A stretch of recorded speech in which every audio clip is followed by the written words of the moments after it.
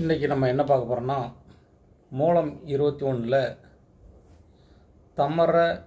தமரக மூலம், சீல் மூலம், இரத்த மூலம், இந்த 3 வகையான மூலத்தை பற்றி பார்க்க போகிறோம்.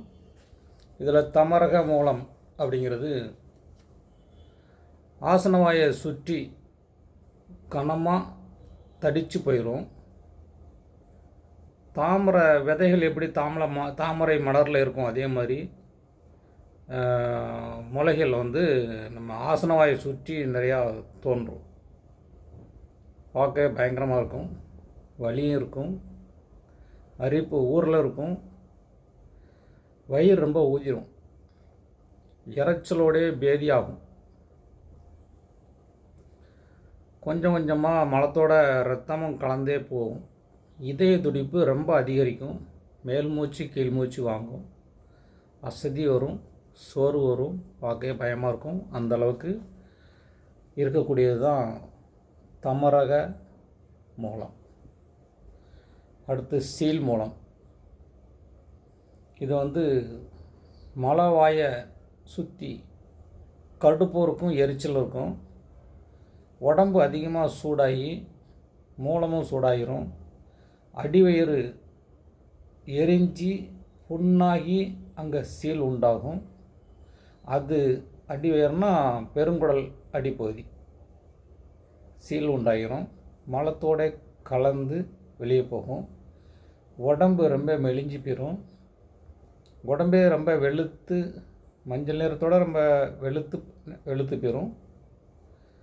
நடை ரொம்ப தளர்ந்துடும், அடிக்கடி மயக்கம் ஏற்படும்.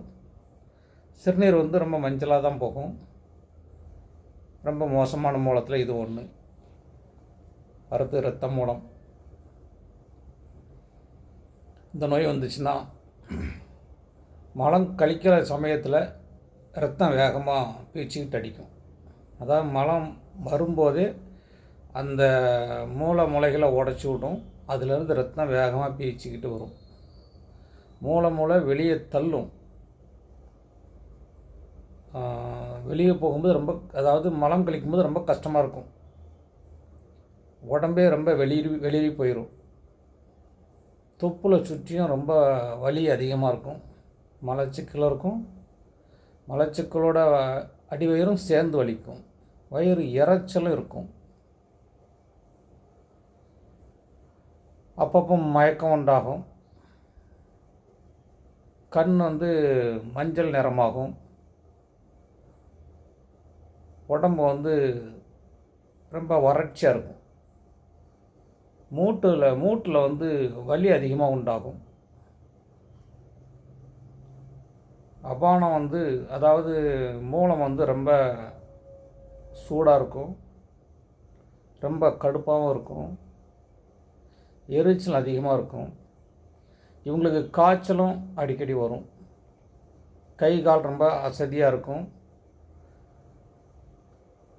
தலை மார்பு இங்கெல்லாம் வலி இருக்கும். தலைவலி அதிகமாக வரும், மார்பு வலியும் இருக்கும். இரத்த மூலத்தில் மோசமான மூலத்தில் இதுவும் ஒன்று. இது இந்த மூலம் வந்தவங்களுக்கு இந்த மாதிரிலாம் குணங்கள் இருக்கும் அப்படின்னு பார்க்குறோம்.